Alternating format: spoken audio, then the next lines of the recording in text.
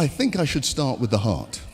If we're going to talk about disease, because heart disease is still globally the biggest killer, why don't we start with heart? What things can we do to prevent or reverse heart disease? I'm sure you're all great students, you've all had it written down, but let me remind you, one of the most important things you can do to reverse heart disease is to have a healthy plant-based diet.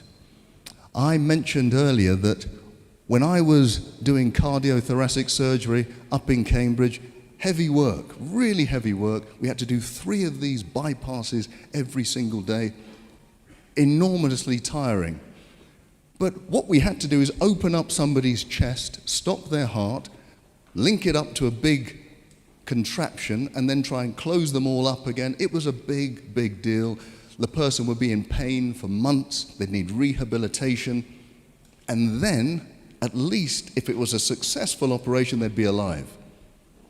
But evidence has shown us from years ago that just by changing your diet into a healthy plant-based diet, no meat, no milk, no refined sugar, those arteries that were closing down can now open up.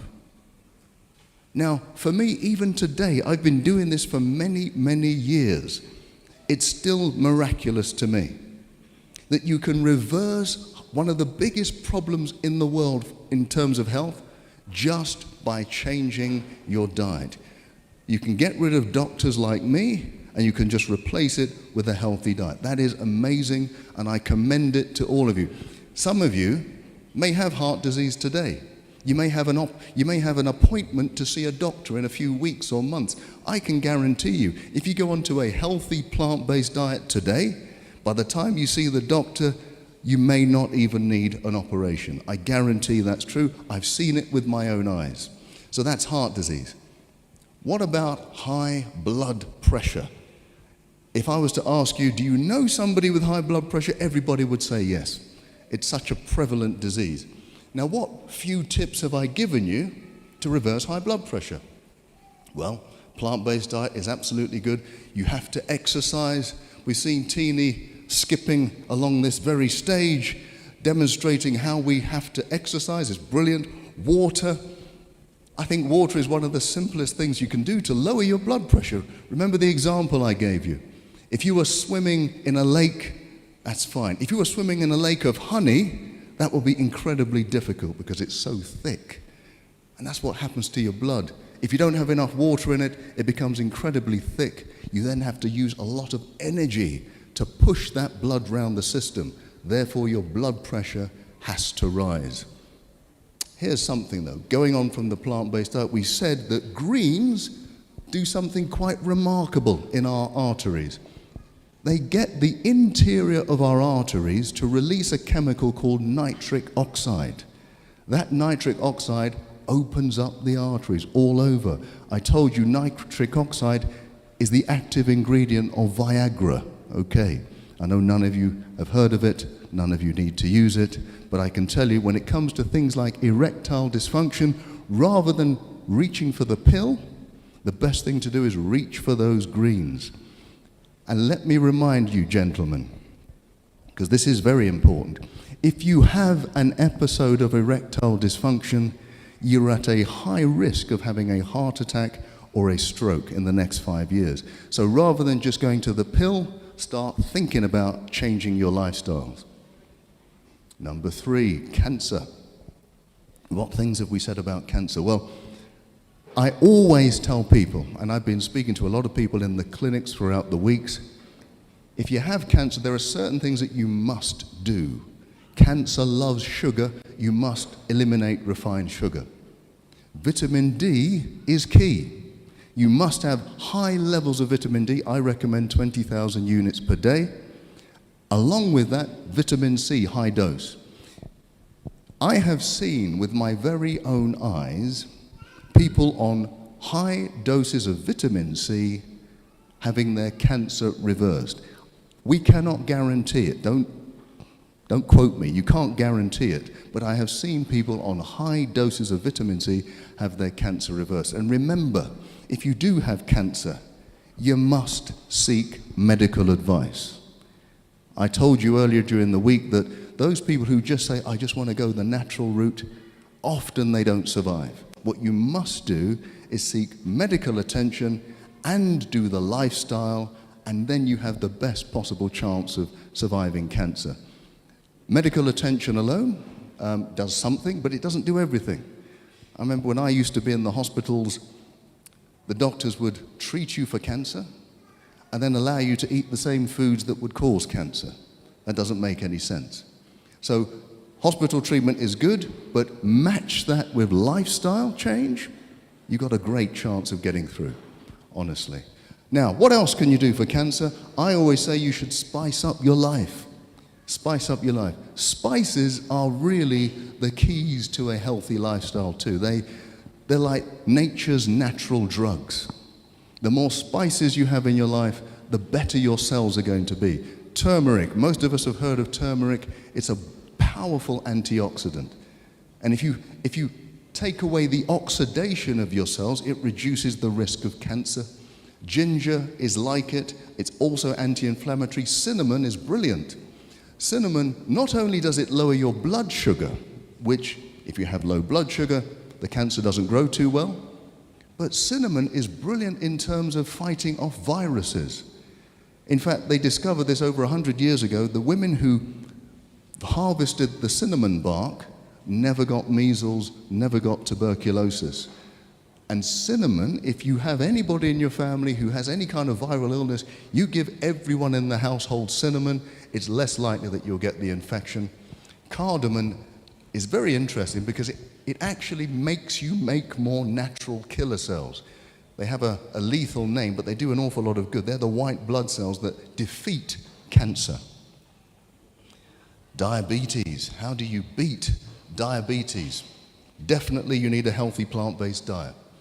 But what else do we need to do? We should, every time you go for a meal and you're a diabetic, as you put your fork down, you should get up and go for a walk. Get up and go for a walk. What does that do? Well, as you're walking, you're using the big muscles in your body. Those muscles will absorb sugar very quickly. And so it will keep your blood sugar levels quite low. You then don't need to release a lot of insulin to deal with the sugar, and that means your cells can become insulin sensitive again. Insulin sensitivity is the opposite of diabetes. It can actually cure diabetes. I've told you quite boldly that anybody with type 2 diabetes does not have to live with it. Type 2 diabetes is completely reversible. Type 1 is more difficult, but type 2, completely reversible. So you do not have to live with it. Change your lifestyle and get rid of it. Okay, autoimmune disease, that was the last talk I did. That refers to all of these antibody diseases that are attacking different parts of the body. There are roughly 400 or 500 of them. Wherever you've got tissues in your body, you will have an auto-antibody if things go badly. And I must say, although I didn't talk about it, one of the biggest causes of infertility is autoimmune disease. Now, I know people go to the hospital for IVF treatment, absolutely, but rarely do they get to the bottom of what is the problem. And it's usually that you've got antibodies attacking your organs inside that makes it almost impossible to conceive. So everything you've heard me talk about with autoimmune disease, you need to apply if you want to get pregnant. Okay. Now, you see my details. I'm hoping that in 9 months I'm going to get lots of communications of people telling me, yeah, we have a child. So it's possible, believe me. Now, some of the things, if you weren't here the other day, some of the big things that you need to do to get rid of autoimmune disease is get rid of milk, because milk is one of the key factors that generates these antibodies. Deal with stress. Make sure you avoid refined sugar. Have high doses of vitamin D.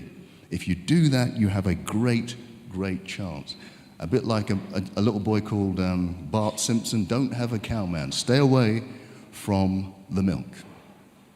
Okay. Now, this is increasingly a problem on this continent of Africa. Didn't used to be. You go back 50 years, there was very little obesity on this continent in Africa. Now, with all of the imports of Western culture, including Western food and Western lifestyle, we're getting exactly the same problems that they get in the West. How do we defeat it? I always say, get rid of the white stuff. This is not a racist statement, folks.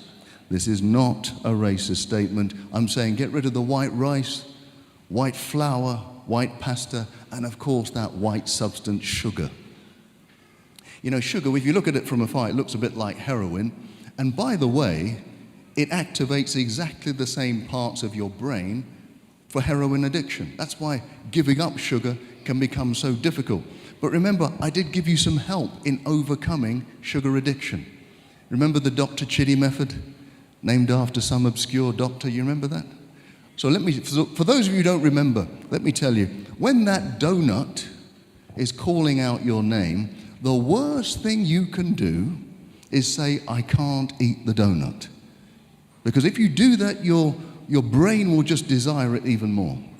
What you must do is say, I will eat the donut, but I'll eat it in half an hour. At the same time, eat yourself an apple. Now that apple will release sugar slowly into your bloodstream, slowly so that you don't get this insulin spike. And after half an hour, you'll have enough sugar in your system to overcome the desire for the donut. You're not looking convinced.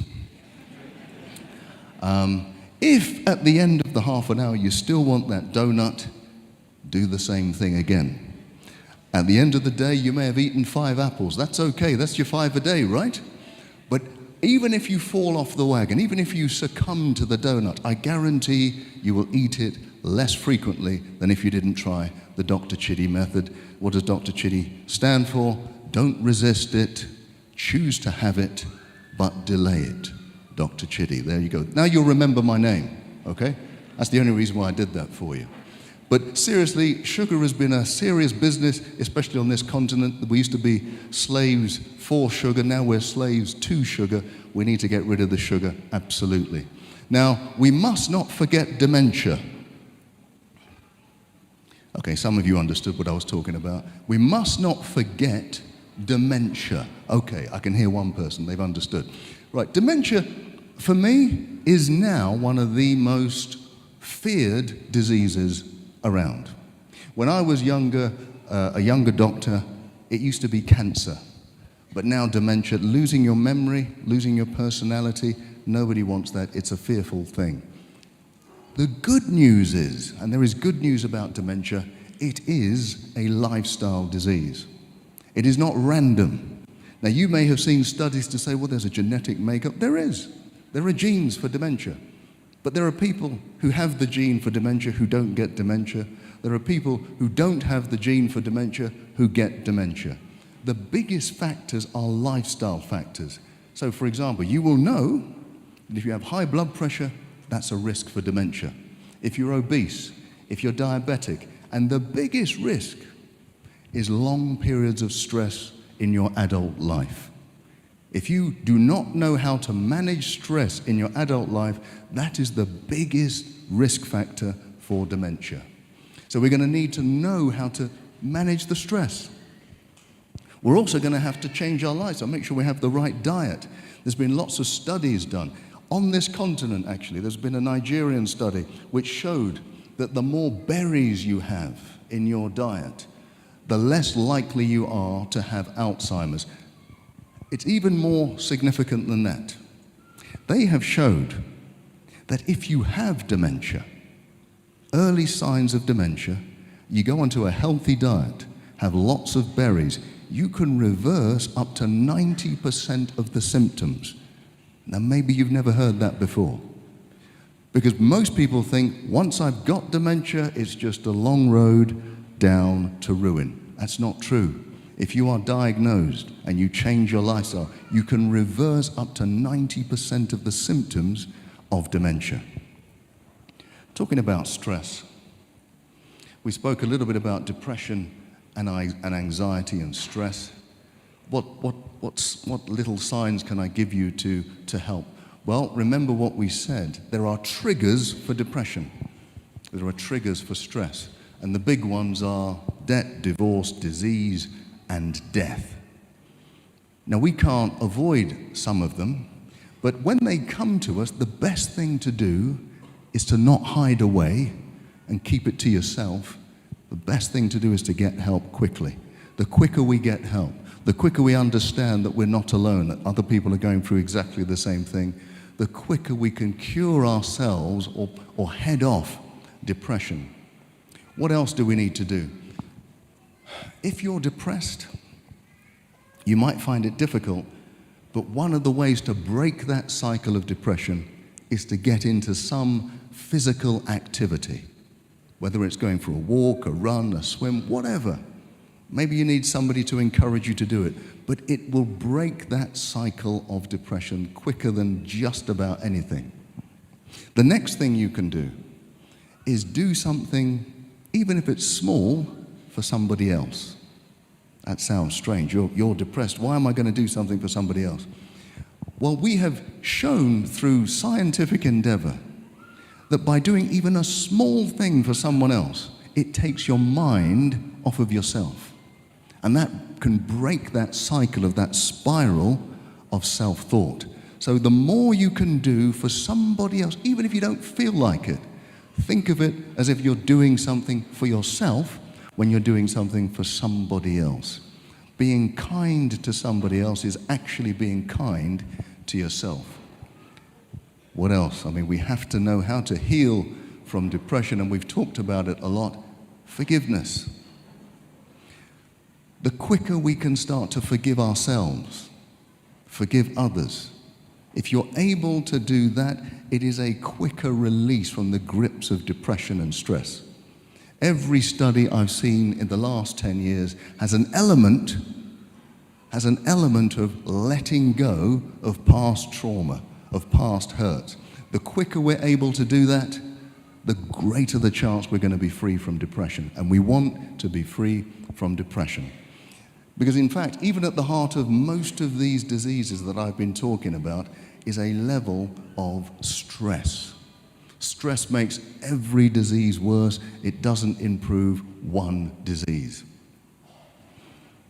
Right, so in fact, we know that disease is what? Dis-ease. So if we want to get rid of disease, we're going to have to start to be at ease with ourselves. We can only do that if we learn to forgive, if we learn to let go, and if we learn to look forward and stop looking back.